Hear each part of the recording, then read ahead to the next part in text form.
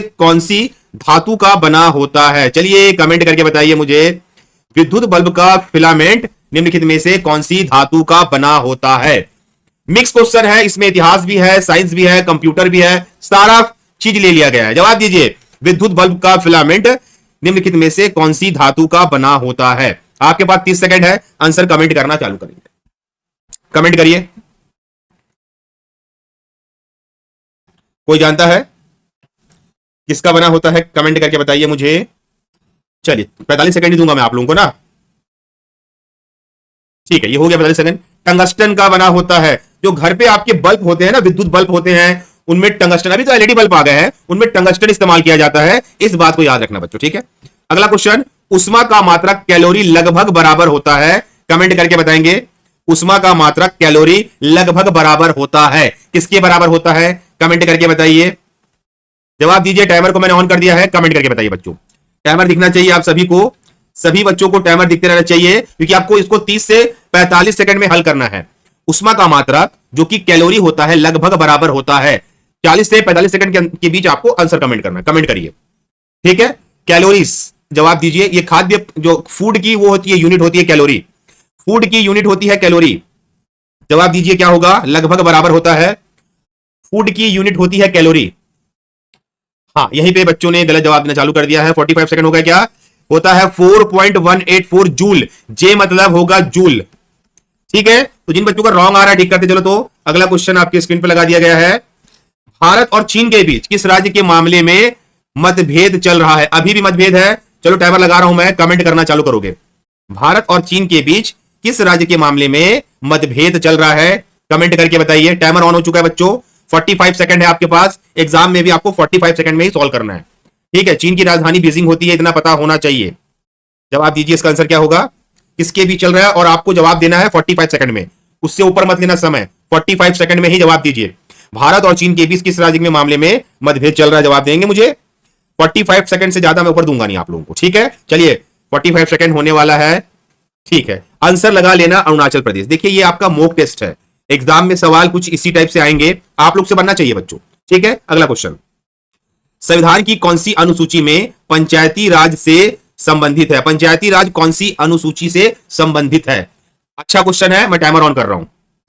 चलिए जवाब दीजिए, इसका आंसर क्या होगा? संविधान की कौन सी अनुसूची में पंचायती राज संबंधित है, या ये अनुच्छेद संबंधित है? जवाब दीजिए, आंसर क्या होगा?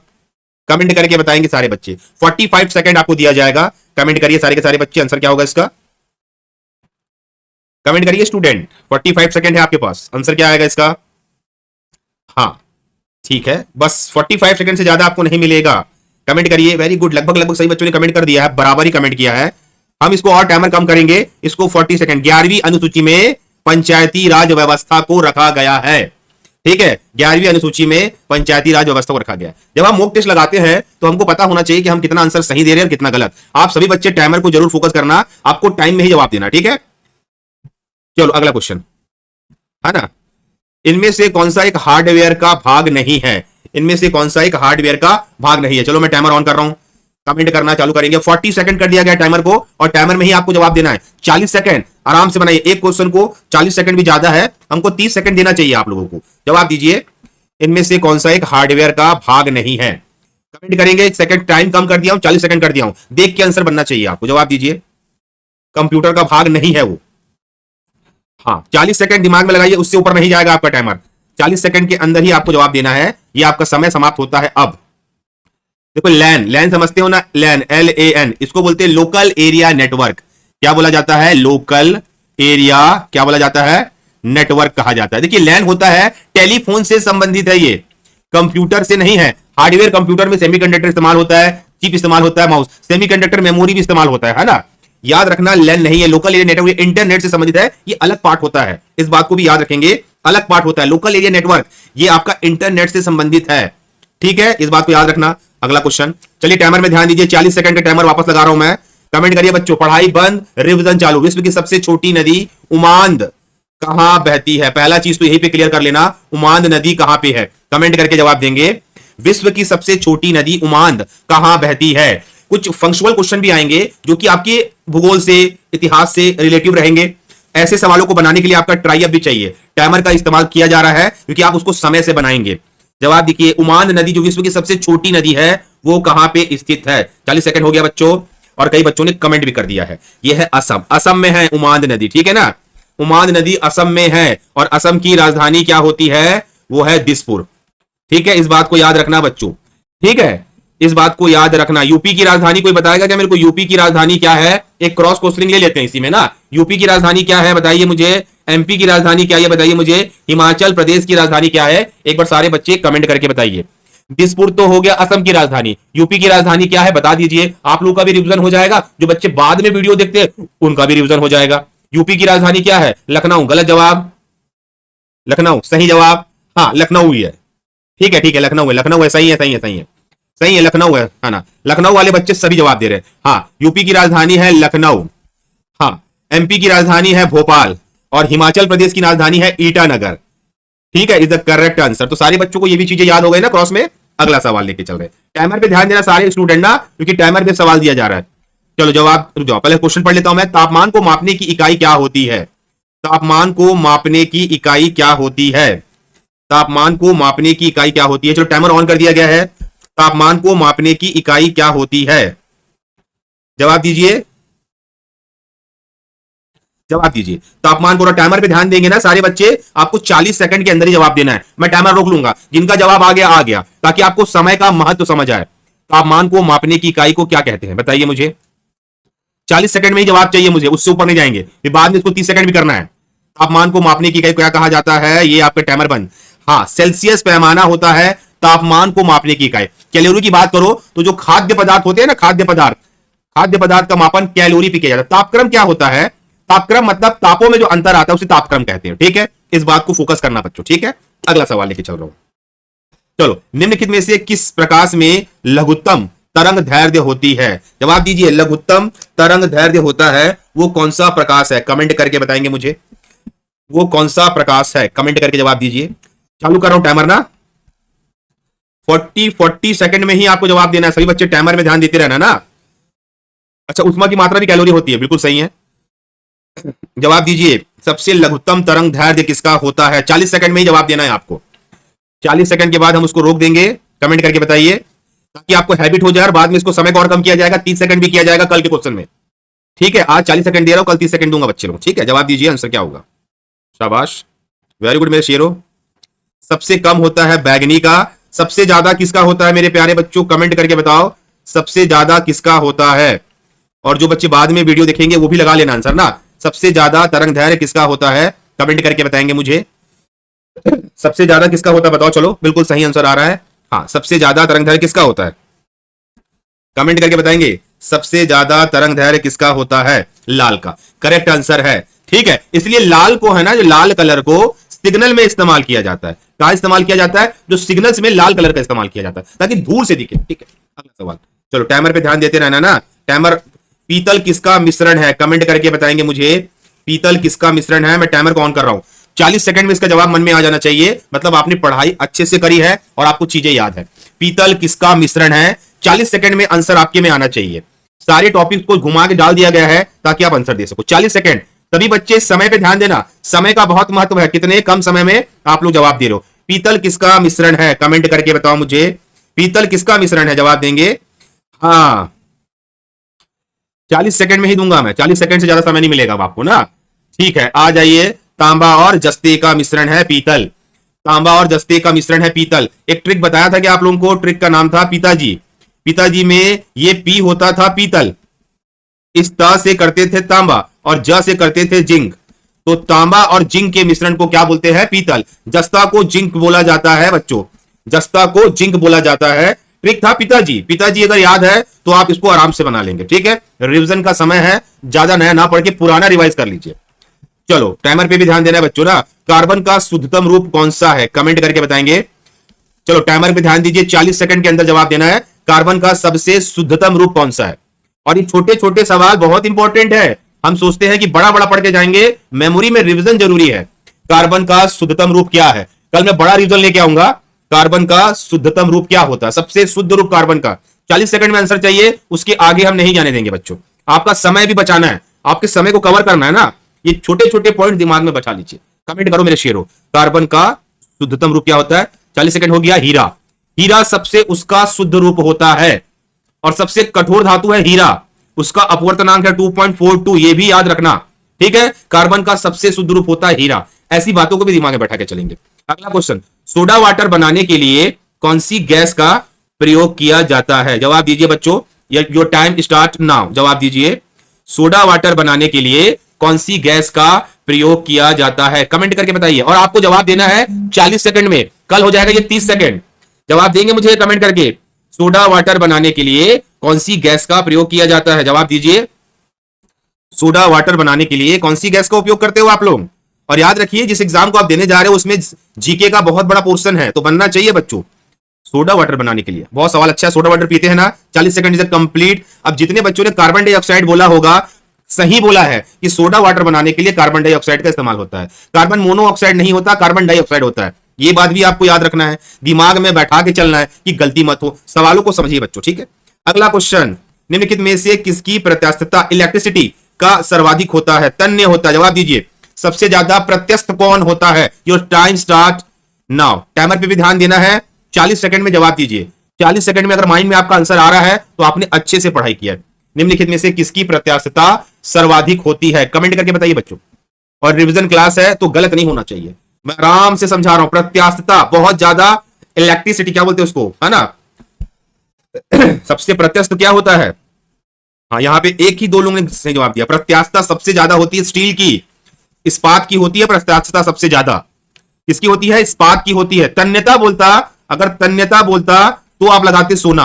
प्रत्यास्थता सबसे ज्यादा होती है इस्पात की, इस बात को याद रखना बच्चों, ठीक है। यहां पे गलती होने की संभावना नहीं होनी चाहिए थी। 37 सेकंड मैंने रोक दिया क्योंकि आंसर आ चुका था करके। चलो अगला सवाल, है ना? भारत की प्रथम महिला विदेश सचिव कौन थी? कमेंट करिए, आपका टाइम शुरू हो गया है। और टाइमर पे भी ध्यान देंगे बच्चों। जवाब देंगे, भारत की प्रथम महिला विदेश सचिव कौन थी? कमेंट करके बताएंगे मुझे, भारत की प्रथम महिला विदेश सचिव कौन थी? जवाब दीजिए, अच्छा क्वेश्चन है। और अभी चल रहा है रिवीजन, तो सिर्फ सवालों के जवाब आंसर लिया जाएगा, डिटेलिंग नहीं करेंगे इस पे आज, है ना? और हम आपको दे रहे हैं 40 सेकंड, उससे पार नहीं देंगे। भारत की प्रथम महिला विदेश सचिव कौन थी? आपने कभी भी इस टॉपिक को पढ़ा नहीं होगा, ऐसे उटपुटांग सवाल भी पूछा जाता है। समय खत्म हो चुका है बच्चों ना, 40 सेकंड हो चुका है। चोकीला अय्यर, याद रखना, पहली विदेश सचिव थी चोकीला अय्यर। हाँ, और पहली महिला प्रधानमंत्री कौन थी? पहली महिला प्रधानमंत्री कौन थी? महिला प्रधानमंत्री भारत की कौन बनी? चलो ऑप्शन है, कमेंट करके बताएंगे मुझे। जवाब दीजिए, भारत की पहली महिला प्रधानमंत्री कौन बनी? जवाब दीजिए। आपने पढ़ा है इसको, आपको पता होना चाहिए इसका आंसर क्या है। भारत की पहली महिला प्रधानमंत्री कौन बनी? इंदिरा गांधी, ठीक है, शाबाश। अगला क्वेश्चन, चलो जवाब देंगे। भारत के प्राचीन भारत का महान विधि निर्माता कौन माना जाता है? जवाब दीजिए, अच्छा क्वेश्चन है, टाइमर ऑन कर रहा हूं। भारत का महान विधि निर्माता कौन माना जाता है? कमेंट करके बताइए बच्चों, किसको मानते हैं हम लोग महान विधि निर्माता? ये सवाल अभी हाल ही के एग्जाम में आया हुआ सवाल है, हाल ही के एग्जाम में आया हुआ सवाल है। बताइए, भारत का महान, प्राचीन महान विधि निर्माता कौन माना जाता है? हाँ, 30 सेकंड में आ गया क्या? अपन टाइमर बंद कर रहे हैं, कई बच्चे इसको 30 सेकंड में जवाब दे रहे हैं। तो Manu is the correct answer, Manu को माना जाता है बच्चों, ठीक है। तो ऐसे छोटे छोटे क्वेश्चन पूछे जाते हैं, ध्यान रखेंगे। चलेंगे अगले सवाल पे। रुपए का सिक्का भारत में पहली बार किसके शासनकाल में डाला गया? डाला गया या फिर चलाया गया? आपका समय शुरू होता है अब, 40 सेकंड के अंदर जवाब दीजिए। रुपए का सिक्का, है ना, मतलब 1 रुपए का सिक्का होना चाहिए था, भारत में पहली बार किसके शासनकाल में चलाया गया? जवाब दीजिए। मिक्स क्वेश्चन है ये, और ये सवाल पढ़ना ही है, इंपॉर्टेंट क्वेश्चन है। रुपए का सिक्का भारत में पहली बार किसके शासनकाल में चलाया गया? कौन था वो शासक? आपके पास समय मात्र 15 सेकंड बचा हुआ है, 15 सेकंड में जवाब आ जाना चाहिए, मतलब बच्चे ने पढ़ाई करी है। और ये आता है सवाल, इसके शासनकाल में क्या सिक्का चला, इसके शासनकाल में क्या सिक्का चला, ये सवाल पूछे जाते हैं। तो सही आंसर है शेरशाह सूरी।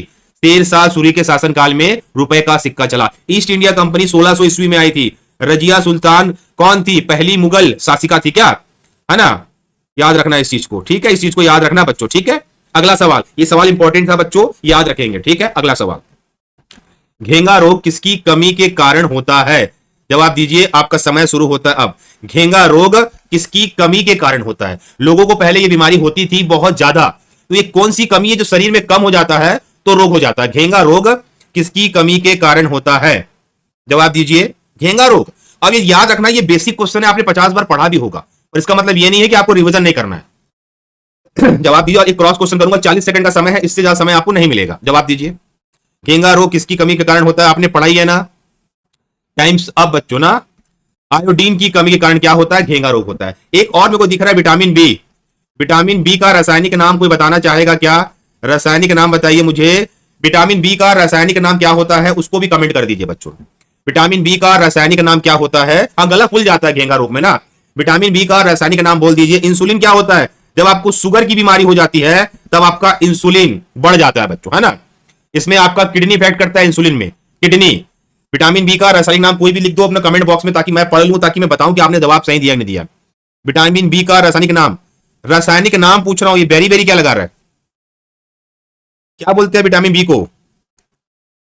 सारे बच्चे जवाब देंगे। विटामिन बी का रासायनिक नाम कोई है?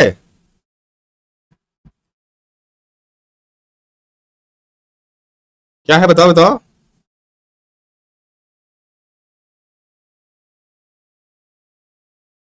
थायमीन बोला जाता है रे, थायमीन। उसको भी गलत जवाब दे रहे हो, कई बच्चे बेरी बेरी बोल रहे हो।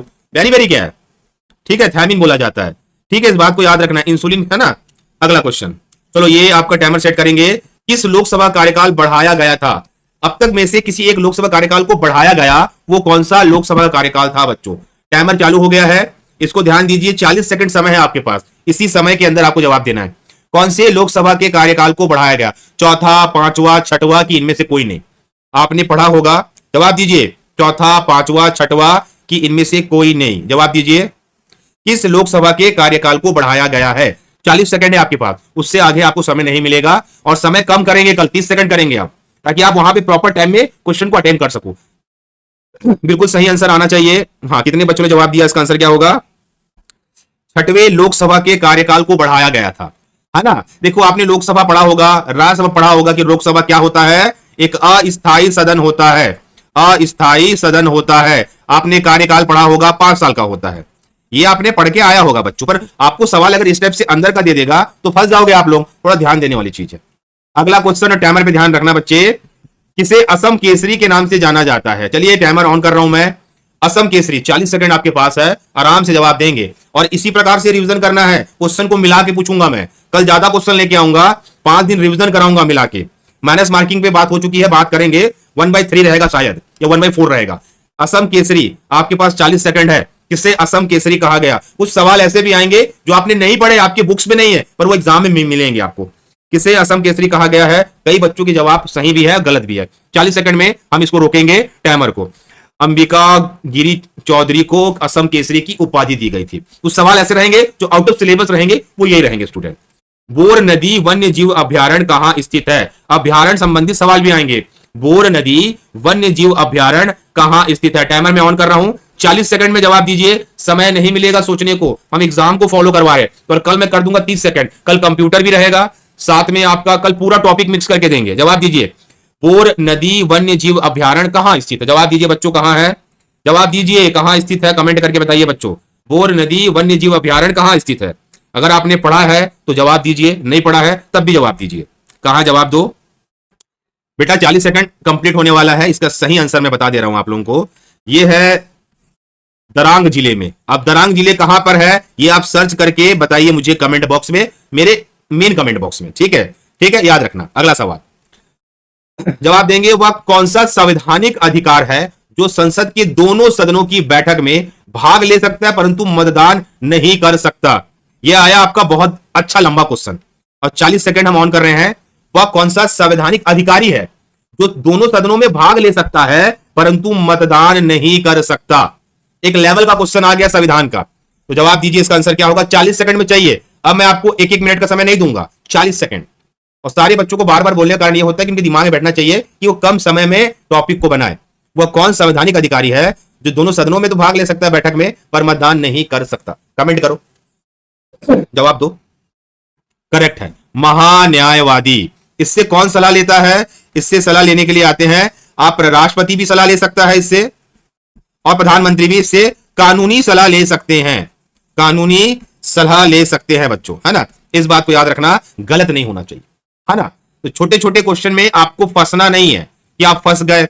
नियंत्रक महालेखा क्या होता है? ऑडिटर होता है, ठीक है। ये ऑडिट करता है आपके कामों को, ठीक है। इस बात को याद रखना। अगला क्वेश्चन, सल्तनत काल का सर्वाधिक कल्याणकारी शासक था। सल्तनत काल आपको पढ़ना है, पूरा मुगल काल पढ़ना है, सल्तनत काल पढ़ना है, सब पढ़ना है। अब उसका सबसे अच्छा शासक कौन था? 40 सेकंड में बताइए, 40 सेकंड में जवाब देना है। सल्तनत काल का सर्वाधिक कल्याणकारी शासक कौन था? जवाब दीजिए, मुझे जवाब दीजिए। ये तो सिर्फ टेलर है, अभी आपको कल ज्यादा क्वेश्चन कराऊंगा आप लोगों को। जवाब दीजिए, कौन था?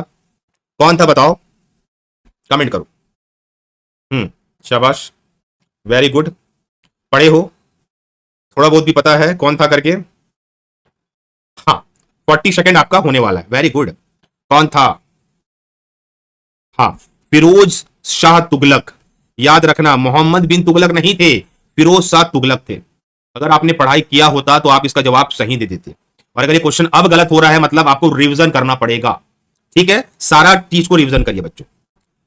भारतीय संविधान में न्यायालय में कौन शक्तिशाली है? जवाब दीजिए, जवाब दीजिए। भारतीय संविधान में न्यायालय में कौन शक्तिशाली है? चलो 40 सेकंड लगा रहा हूं ना, जवाब दीजिए। इसका आंसर क्या होगा? भारतीय संविधान में और न्यायालय में अब 4 ऑप्शन है आपके पास: निर्देश, सिद्धांत, प्रस्तावना, मौलिक कर्तव्य या मौलिक अधिकार। इसमें सबसे ज्यादा शक्तिशाली कौन है? मतलब एक आम जनता के लिए, नीति, निर्देश, सिद्धांत, प्रस्तावना, मौलिक कर्तव्य या मौलिक अधिकार, बताइए सबसे ज्यादा। और जवाब दीजिए, 40 सेकंड में देना जवाब। अच्छे आंसर आ रहे हैं सब बच्चों के, जवाब दीजिए। अच्छे आंसर आ रहे हैं सब बच्चों के, जवाब दीजिए कमेंट करके। क्या होगा?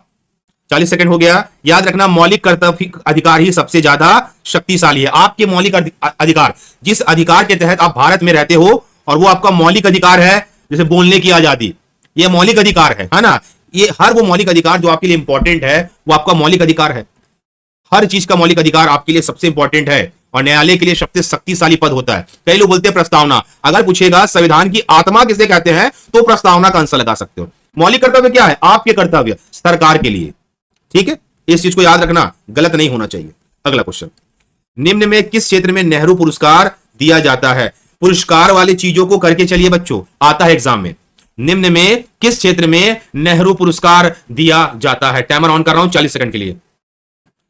चलिए आप बताइए। मैं अभी आप लोगों के लिए, आज तो आपका डेमो रिवीजन है, कल मैं कराऊंगा आपको कम से कम 100 क्वेश्चन का रिवीजन, 100 क्वेश्चन के रिवीजन कराऊंगा, ताकि आपका दिमाग पूरा खुल जाए, है ना। निम्न में किस क्षेत्र में नेहरू पुरस्कार दिया जाता है? जवाब दीजिए।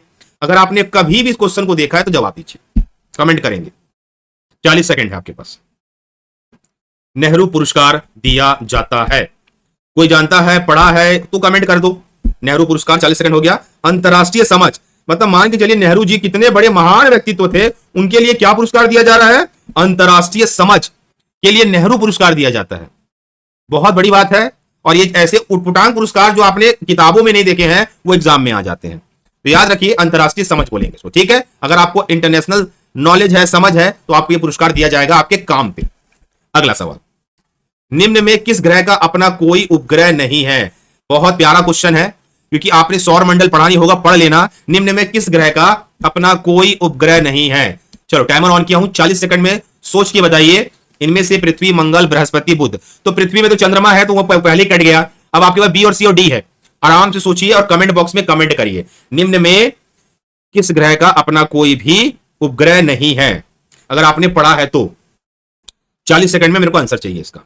और जो बच्चा आंसर देगा, मतलब समझ लीजिए तेज बच्चा है, एग्जाम में भी फटाफट पेपर कर लेगा।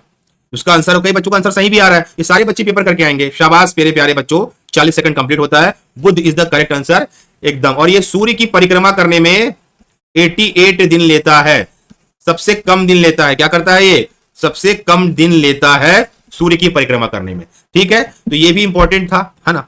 बाकी सब में चंद्रमा है, पृथ्वी में भी है, मंगल में भी है और बृहस्पति में भी है, ठीक है। इस बात को याद रखना, ये छोटे छोटे सवाल आपके एग्जाम में आपको मदद करेंगे बच्चों, ठीक है। अगला क्वेश्चन, पिसा की झूलती मीनार कहां स्थित है? पिसा की झूलती मीनार, ये वर्ल्ड के लिए क्वेश्चन था कि पिसा की झूलती मीनार, ये झुकी मीनार भी हो सकती है, कहां स्थित है पिसा की? चलिए आपके पास समय कम है, कमेंट करके बताएंगे। पिसा की झूलती मीनार कहां स्थित है? कमेंट करके बताइए। और बड़ा बड़ा सवाल आया आपको तो आंसर भी क्लियर आने चाहिए कि पिसा की झूलती मीनार कहां स्थित है, कमेंट करके और 40 सेकंड मिलेगा, जवाब दीजिए। वह बहुत अच्छी बात है कि कई बच्चों को इसके आंसर याद है, बहुत अच्छी बात है, कई बच्चों को आंसर याद है और 40 सेकंड से पहले जवाब दे दिए। और कल मैं इसको 30 सेकंड करने वाला हूं, ठीक है। पिसा की झूलती मीनार कहां स्थित है, करेक्ट आंसर है आपका इटली, ठीक है। इटली की राजधानी क्या है, what is the capital of Italy, जल्दी से एक बार कमेंट करेंगे। अमेरिका की राजधानी कमेंट करेंगे, फ्रांस की और जर्मनी की। अब मैं देखना चाहता हूं कितने बच्चों को इनके कैपिटल याद है। संयुक्त राज्य अमेरिका की राजधानी क्या है, कमेंट करके बताएंगे मुझे, सारे बच्चे जवाब देंगे, जवाब दीजिए। संयुक्त राज्य अमेरिका की राजधानी क्या है, जवाब दीजिए। संयुक्त राज्य अमेरिका की राजधानी क्या है, हाँ इसकी राजधानी वॉशिंगटन डीसी है ना, वॉशिंगटन डीसी। हाँ जर्मनी की राजधानी रोम सही है। इटली की राजधानी बताइए, इटली की राजधानी जवाब दीजिए। फ्रांस की Paris is the correct answer. Italy की राजधानी क्या है, इटली की राजधानी, जवाब दो सारे बच्चे। नहीं नहीं, इटली की राजधानी शायद रोम है ना, इटली की राजधानी रोम है, इटली की राजधानी रोम है। जर्मनी की राजधानी क्या है, अमेरिका की वॉशिंगटन डीसी है, फ्रांस की पेरिस है, इटली की रोम है। जर्मनी क्या है बताओ चलो, जर्मनी की, फ्रांस की पेरिस है, जवाब दीजिए। जर्मनी की बर्लिन है, बर्लिन, बर्लिन है, बर्लिन, ठीक है बर्लिन है, is the correct answer Berlin. तो ये सब पॉइंट भी याद रखना बच्चों, गलत नहीं होना चाहिए। किसके द्वारा भारत को यूरोप से जोड़ा जाता है, चलिए बच्चों ये सवाल भी अच्छा है। देखिए राजधानी कर लीजिए, मैं नहीं बोलता कि आ जाएगा, पर अगर आ जाएगा तो बनना चाहिए। जवाब दीजिए, किसके द्वारा भारत को यूरोप से जोड़ा जाता है, कमेंट करके बताइए मुझे, किसके द्वारा भारत को यूरोप से जोड़ा जाता है। 40 सेकंड है आपके पास, 40 सेकंड में जवाब देना है, 40 सेकंड में जवाब दीजिए। किसके द्वारा भारत को यूरोप से जोड़ा जाता है, कमेंट करके बताएंगे मुझे प्यारे बच्चों, किसके द्वारा भारत को यूरोप से जोड़ा जाता है। 40 सेकंड में जवाब चाहिए और कई बच्चों के जवाब 40 सेकंड से पहले आ रहे हैं तो मैं टाइमर रोक रहा हूं। 25 सेकंड में आ गए, स्वेज नहर, बिल्कुल सब बहुत इंपॉर्टेंट है। स्वेज नहर, भारत को यूरोप से जोड़ने वाली नहर का नाम है स्वेज नहर। बहुत अच्छा क्वेश्चन था बच्चों, आपको जल डमरू भी करना है, फारस की खाड़ी भी करना है और लाल सागर भी करना है। तो ये छोटे छोटे सवाल आपके एग्जाम में जो आपके पोर्शन है ना, जीएस पोर्शन में आ सकते हैं, तो ध्यान में रखना है इसको आप, ठीक है। भारत में महत्वपूर्ण व्यापारिक पवन किसे कहते हैं, टाइमर हट गया क्या, जवाब दीजिए, कमेंट, टाइमर लगा रहा हूं ना। भारत में महत्वपूर्ण व्यापारिक पवन किसे कहते हैं, जवाब दीजिए, इसका आंसर क्या होगा। भारत में महत्वपूर्ण व्यापारिक पवन किसे कहा जाता है, जवाब दीजिए बच्चों। वेरी गुड, कमेंट करिए और 40 सेकंड में ही कमेंट करना है। कल हम इसको और कम करेंगे, 30 सेकंड कर देंगे, है ना, ताकि आप और करें। कल कोशिश करेंगे कि 100 क्वेश्चन कराए आप लोगों को, 100 से ज्यादा क्वेश्चन कराएंगे, ट्राई करेंगे बच्चों। कल बच्चे सही बच्चे आना, ठीक है। भारत में महत्वपूर्ण व्यापारिक पवन, जवाब दीजिए, आंसर क्या होगा। अच्छा क्वेश्चन है ये, 40 सेकंड हो गया है, बताइए किसे कहते हैं। उष्ण कटिबंधीय सदाबहार को भारत की व्यापारिक पवन कहा जाता है। ऐसे सवाल ही आते हैं एग्जाम में, भूगोल क्षेत्र से, इतिहास क्षेत्र से, संविधान क्षेत्र से, अर्थव्यवस्था से आते हैं। और अभी आपका समय है रिवीजन करने का, ठीक है, इसको याद रखिए बच्चों, ठीक है। अगला क्वेश्चन, कौन सी परत जिसमें बेतार की तार प्रणाली को संभव किया गया है, वायरलेस सिस्टम, मतलब कौन से मंडल में आपका संचार सिस्टम, संचार जैसे कि आप आज जो नेट चला रहे हो, जो सिग्नल आते हैं, वो कौन से इनमें से, 4 ऑप्शन दिया है, परिवर्तन मंडल, सप्तांत मंडल, ओजोन मंडल की आयन मंडल। मैं टाइमर लगा रहा हूं, जवाब दीजिए, आंसर क्या होगा। अब ऐसा कौन सा मंडल है जहां पे आपका ये संचार होता है, कमेंट करके बताइए। संचार मतलब कम्युनिकेशन, समझ गए हिंदी इंग्लिश में, जहां से आप बात कर पाते हो, सिग्नल ट्रांसफर होता है, वो कौन सा मंडल है, जवाब दीजिए। कम्युनिकेशन वाला मंडल कौन सा है। और कई बच्चों ने 30 सेकंड 45 सेकंड से पहले जवाब दे दिया, तो यहीं पे हम टाइमर को रोक देते हैं। शाबाश बच्चों, आयन मंडल है, आयन मंडल में होता है ना, ये जो कम्युनिकेशन होता है आयन मंडल में होता है, ओजोन मंडल में नहीं होता है, संतान मंडल में नहीं होता, ये आयन मंडल में होता है। कई बच्चों के जवाब भी सही है, ये आयन मंडल में होता है, ठीक है। तो ये भी याद रखना कि ये आयन मंडल का भाग है, जहां पे क्या होता है, कम्युनिकेशन प्रणाली होती है, ठीक है। इसको सारे मंडल, सारे परत याद करके जाना। पूछता है ऐसे आंधी तूफान कहां आता है, क्षोभ मंडल में आता है, ये सवाल कई बार आया बच्चों, ठीक है। अगला टॉपिक, अगला क्वेश्चन, संविधान के स्थायी सदस्य थे, जवाब दीजिए। संविधान के स्थायी सदस्य कौन थे, कमेंट करके बताइए मुझे। संविधान सभा के स्थायी सदस्य कौन थे, कमेंट करके सारे बच्चे जवाब देंगे। अच्छा क्वेश्चन है ये, संविधान सभा के स्थायी सदस्य कौन थे? कमेंट करके जवाब दीजिए बच्चों, स्थायी सदस्य कौन थे? जवाब दीजिए। हाँ, सचिदन सिन्हा अस्थायी थे बेटा। 30 सेकंड हो गया, रोक रहा टाइमर को। ये नहीं हो सकता ना, ये तो अस्थायी अध्यक्ष बने थे। क्या अस्थायी अध्यक्ष बने थे? सदस्य बोल रहे हैं, सदस्य। जवाहरलाल नेहरू थे ही नहीं। भीमराव अंबेडकर तो वहां प्रारूप समिति के अध्यक्ष थे जो संविधान को बनाए थे। उपरोक्त में से कोई नहीं आएगा। अगर आपको संविधान का नॉलेज नहीं है तो फंस जाओगे ना भाई। सचिदन सिन्हा अस्थायी सदस्य थे ना, अध्यक्ष थे। भीमराव अंबेडकर हो नहीं सकता, वो तो बनाए हैं, प्रारूप समिति में थे। जवाहरलाल नेहरू थे ही नहीं। इस चीज को याद रखिए। इसी कारण बोलता हूं कि थोड़ा सा पेशेंस रखिए सवालों के लिए, ठीक है। अगला क्वेश्चन, प्रथम बॉर्डर गावस्कर ट्रॉफी प्राप्त किया। गावस्कर बॉर्डर ट्रॉफी, जैसे कि भारत पाकिस्तान का मैच होता है ना, वैसे इंग्लैंड और ऑस्ट्रेलिया का भी मैच होता है ना। इंग्लैंड और ऑस्ट्रेलिया का मैच होता है, बहुत फेमस मैच है ना। तो जवाब दीजिए, प्रथम बॉर्डर गावस्कर ट्रॉफी प्राप्त किया। किसने प्राप्त किया? कमेंट करके बताइए बच्चों, किसने प्राप्त किया, है ना। जवाब दीजिए, प्रथम गावस्कर बॉर्डर ट्रॉफी प्राप्त किसने किया है? कमेंट करके जवाब दीजिए, किसने प्राप्त किया है। अच्छा क्वेश्चन है ये, और अभी क्या है, आपको जवाब देना है बस। आज हम आपको समझाने के लिए लेके आए हैं, प्रथम गावस्कर बॉर्डर ट्रॉफी प्राप्त किया। बेटा गावस्कर बॉर्डर ट्रॉफी, जैसे भारत और ऑस्ट्रेलिया के बीच मैच होता है ना, तो प्रथम गावस्कर बॉर्डर ट्रॉफी जीतने वाले व्यक्ति का नाम है रिकी पॉन्टिंग। रिकी पॉन्टिंग थे जो पहली बार जीते थे। उसके बाद इंडिया जीतते गया है। ब्रायन लारा तो वेस्ट इंडीज का है, गावस्कर भारत के हैं और एलन बॉर्डर ऑस्ट्रेलिया के हैं। तो यही नाम रखा गया है, गावस्कर बॉर्डर ट्रॉफी। ठीक है, इस बात को याद रखना। ठीक है, तो देखिए स्टूडेंट, आज मैंने सिर्फ 30 क्वेश्चन ही प्रिपेयर किया था, है ना। तो ये 30 क्वेश्चन को मैं अपने टेलीग्राम में अपडेट कर दूंगा, वहां से ले लेना। कल मैं